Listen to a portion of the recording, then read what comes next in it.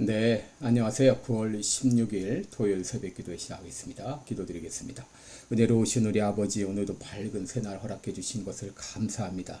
이전 것은 지나갔으니 보라 새 것이 되었다고 했사오니 과거에 얽매여 살지 않게 하시고 이제 현재를 살며 미래를 바라보며 앞에 표대를 향하여 달려가는 우리 모두의 삶이 되게 하여 주옵소서. 우리 모두는 그리스도 안에서 새로운 피조물이 되었음을 기억하며 이전 것은 생각하지 아니하고 주님 바라보면서 소망 가운데 살아가는 우리 모두가 되게 하여 주옵소서. 오늘도 병중에 있는 우리 모든 성도들 긍휼을 베풀어 주시고 주의 능력의 손으로 친히 역사하시사 깨끗이 나음을 얻게 하여 주시옵시고, 이 시간 또 모로코와 또 리비아의 전쟁과 홍수로 말미암아 또 지진으로 말미암아 어려움을 겪고 있사오니 속히 피해 복구가 이루어지게 하시고 전국이 안정되어서 빨리 회복할 수 있도록 주님 역사하여 주옵소서.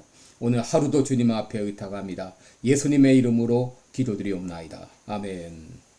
네, 찬송가 412장 부르겠습니다. 내 영혼이 그 깊은 데서 412장, 예전 찬송가는 469장입니다.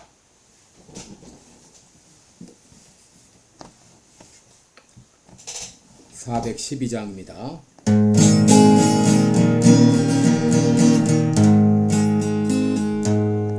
내 영혼의 그 깊은 데서 맑은 가락이 울려나네.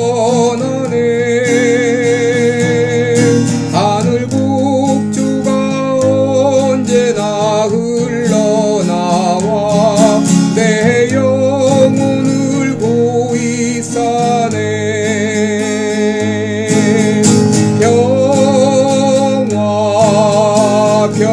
평화로다 하늘 위에서 내려오네. 그 사랑의 물결이 영원토록 내 영혼을 덮으소서. 내 마음속에 솟아난 이 평화는 깊이 묻힌 보배로다. 나의 보화를 캐내어 가져갈 자 그 누구도 없으리라.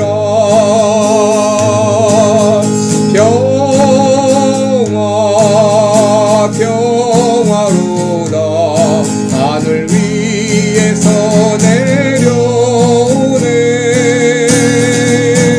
그 사랑의 물결이 영원토록 내 영혼을 덮으소서.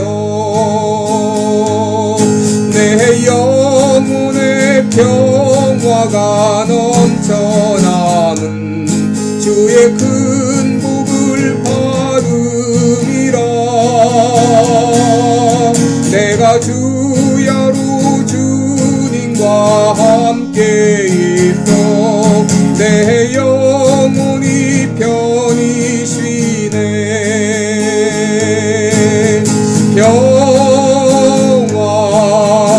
평화로다 하늘 위에서 내려오네.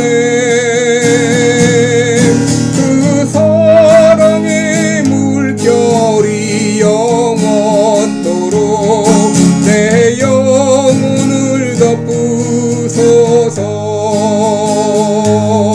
이 땅 위에 험한 길 가는 동안 참된 평화가 어디 있나. 우리 모두 다 예수를 친구 삼아 참 평화를 누리겠네.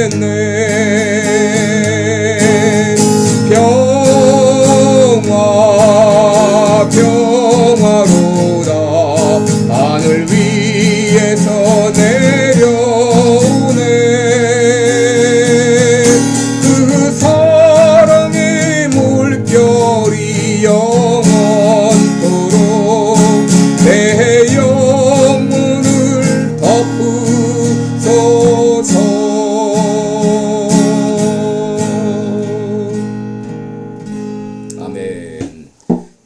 우리 오늘은 사도행전 12장 1절로 7절까지 보겠습니다. 사도행전 12장 1절로 7절입니다. 제가 봉독해 드립니다. 그때에 헤롯 왕이 손을 들어 교회 중 몇 사람을 해하려 하여 요한의 형제 야고보를 칼로 죽이니 유대인들이 이 일을 기뻐하는 것을 보고 베드로도 잡으려 할세 때는 무교절이리라. 잡음에 옥에 가두어 군사 내식인 내 패에 맡겨 지키고 6월절 후에 백성 앞에 끌어내고자 하더라. 이에 베드로는 옥에 갇혔고 교회는 그를 위하여 간절히 하나님께 빌더라. 헤롯이 잡아내려고 하는 그 전날 밤에 베드로가 두 군사 틈에서 두 쇠사슬을 매어 누워 자는데 파수꾼들이 문 밖에서 옥을 지키더니 홀련히 주의 사자가 곁에 섬에 옥중에 광채가 조요하며 또 베드로의 옆구리를 쳐 깨어 가로되 급히 일어나라 하니 쇠사슬이 그 손에서 벗어지더라. 아멘. 네, 오늘 7절까지 봉독했습니다. 오늘은 참 신앙인의 두 가지 척도 이런 제목으로 함께 말씀을 나누겠습니다. 여러분 신앙을 가늠할 수 있는 참 신앙인을 가늠할 수 있는 두 가지 척도가 있는데 그것은 바로 간절함과 평안함입니다. 오늘은 본문에서 이 두 가지 요소를 찾아볼 수 있는데 이 야고보가 순교를 당하고 베드로가 옥에 갇혔을 때 교회는 이 베드로의 석방을 놓고 간절히 기도했다고 했습니다. 12장 5절을 보면 이에 베드로는 옥에 갇혔고 교회는 그를 위하여 간절히 하나님께 빌더라 했습니다. 여러분 오늘 우리 본문에서 두 세력이 대치하고 있는 것을 볼 수 있죠. 하나는 유약한 교회입니다. 이는 칼과 창으로 무장한 세력도 아니고 어떤 권세를 가진 것도 아닌 그런 힘도 없는 교회입니다. 또 다른 하나는 칼과 창으로 무장한 헤롯 왕의 세력입니다. 그들은 체포 권한도 있고 죽일 수도 있는 이 막강한 권력을 가지고 있습니다. 이미 그들은 사도 야고보를 죽였고 이제 베드로도 죽이기 위해서 옥에 가두고 있는 그런 상황이죠. 여러분 이렇게 볼 때 외적인 면으로 보면 교회는 너무 약하기 짝이 없습니다. 그런데 이 교회만이 가지고 있는 그 비장한 무기가 있었죠. 그것이 바로 기도입니다. 베드로가 옥에 갇혔을 때 교회는 기도했습니다. 그러므로 교회는 약하지만 약하지 않습니다. 왜냐하면 그 배후에 능력의 하나님이 계시기 때문입니다. 사도 바울은 이렇게 고백했습니다. 우리가 이 보배를 질그릇에 가졌나니 이는 능력의 심히 큰 것이 하나님께 있고 우리에게 있지 아니함을 알게 하려 함이니라. 여러분 예루살렘 교회는 이것을 알았기 때문에 그들은 간절히 하나님께 기도했습니다. 여러분 여기 이 간절히라는 말은 헬라어 ekte노스라는 말인데 이것은 끊임없이 혹은 열렬히 그런 말입니다. 이 단어는 예수님께서 겟세마네 동산에서 기도할 때에 힘쓰고 애써 더욱 간절히 기도하셨다고 했는데 바로 그 단어와 같은 단어입니다. 그렇게 예루살렘 성도들은 베드로의 석방을 놓고 간절히 기도한 것이죠. 여러분 그렇다면 간절한 기도는 어떤 기도일까요? 여러분 단지 소리만 크게 지르는 기도일까요? 여러분 이 간절한 기도라고 하는 것은 하나님만 바라보며 하는 기도를 말합니다. 하나님께 매달리는 기도입니다. 하나님께만 해답이 있는 줄 알고 하나님께 매달리는 기도입니다. 여러분 히스기야 왕이 아수르의 사네립이 침공해 왔을 때 히스기야가 기도합니다. 여호와여 귀를 기울여 들으시옵소서. 눈을 떠서 보시옵소서. 사네립이 하나님을 회방하러 보낸 말을 들으시옵소서 하면서 간절히 기도했습니다. 여호사밧 왕은 모압과 암몬 연합군이 유다를 침공해 왔을 때 역대하 20장 12절을 보면 우리를 치러 오는 이 큰 무리를 우리가 대적할 능력이 없고 어떻게 할 줄도 알지 못하고 오직 주만 바라보나이다 하면서 기도했죠. 바로 주께만 해답이 있는 줄 알아서 주님만 바라보며 하는 기도가 간절한 기도입니다. 시편 62편 1절에서도 다윗은 나의 영혼이 잠잠히 하나님만 바라며 나의 구원이 그에게서 나누도다.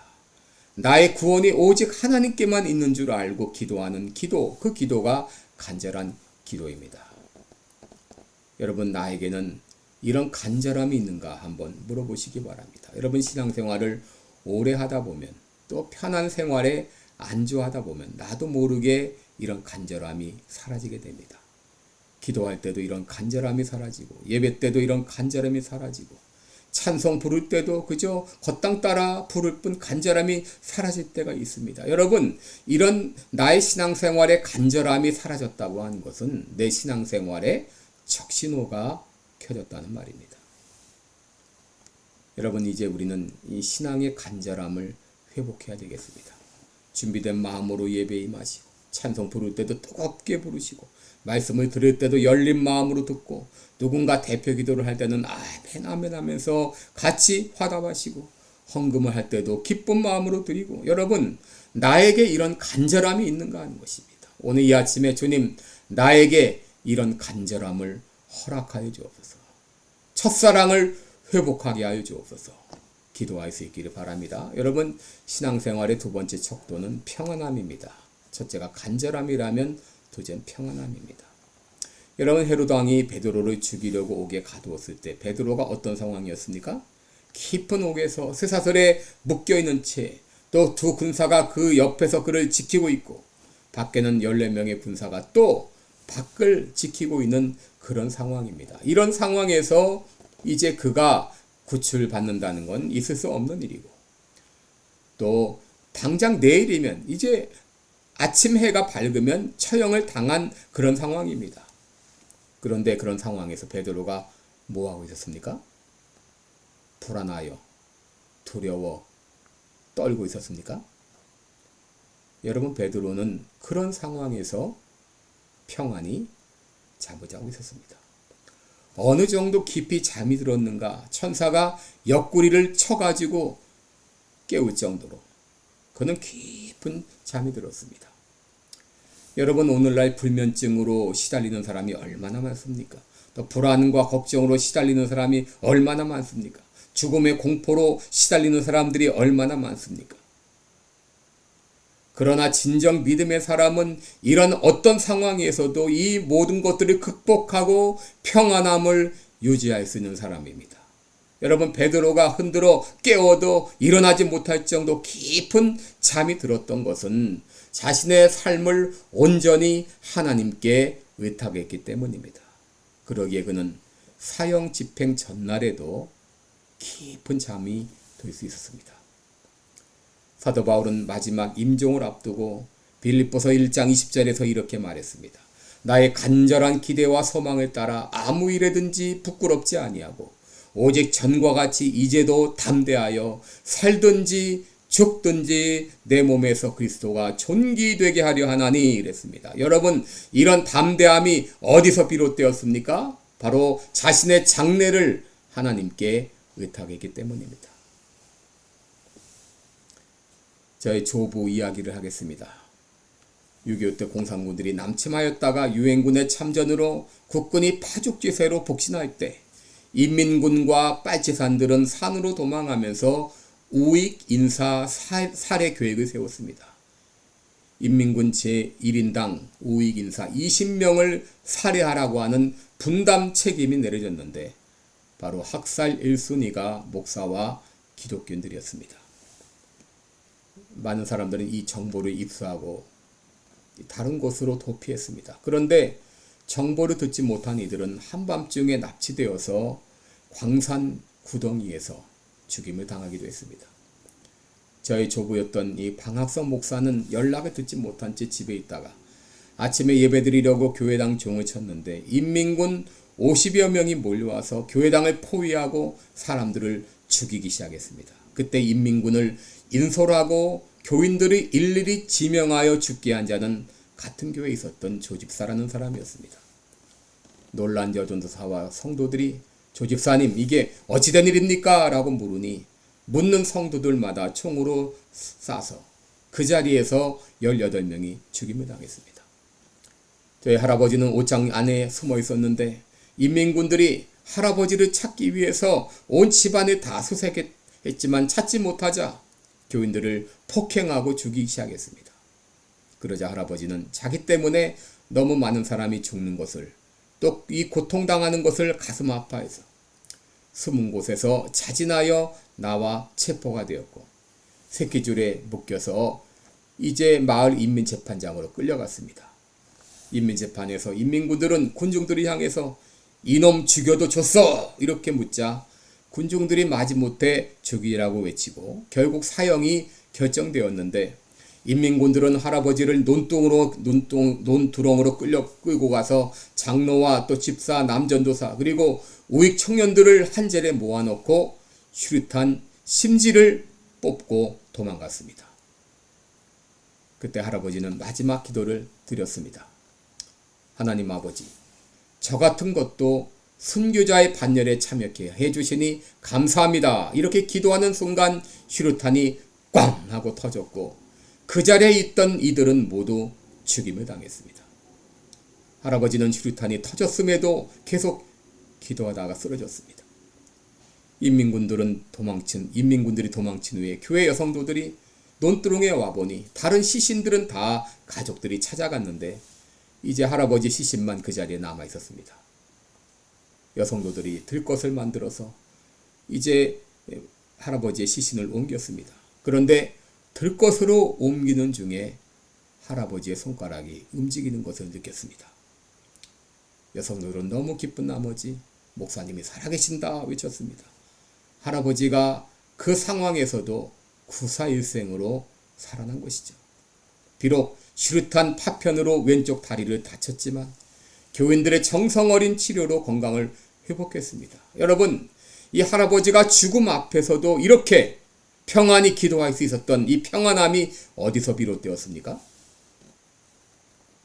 예수님께서는 요한복음 14장 27절에서 내가 너희에게 평안을 끼치노니 곧 나의 평안을 내게 주노라. 내가 너희에게 주는 것은 세상이 주는 것 같이 아니하니라. 너희는 마음에 근심도 말고 두려워하지도 말라라고 말씀하셨습니다. 여러분, 나에게는 이런 평안함이 있습니까? 여러분, 참 신앙에는 이렇게 두 가지 표지가 있어야 됩니다. 나에게 주님을 향한 간절함이 있는가? 나에게는 어떤 상황에서도 흔들리지 않는 참 평안함이 있는가? 여러분, 오늘 이 두 가지가 내게 있는가를 돌아보시면서 주님, 나에게도 이런 간절함을 회복시켜 주옵소서. 나에게도 이런 평안함을 주시옵소서. 오늘 아침에 기도하기 바랍니다. 기도하겠습니다. 은혜로우신 우리 아버지, 나에게 이런 간절함이 있습니까? 나에게 이런 참 평안함이 있습니까? 아버지, 오늘 이 아침에 예수 그리스도로 말미암아 이런 간절함과 이런 평안함을 회복하는 내가 돼서 참 평안함의 참 그리스도인의 표지가 나타나는 우리들 되게 해 주옵소서. 예수님의 이름으로 기도드리옵나이다. 아멘. 네, 여러분, 오늘도 복된 하루 되시고 내일 거룩한 주일 기쁨으로 또 잘 준비하시기 바랍니다. 감사합니다.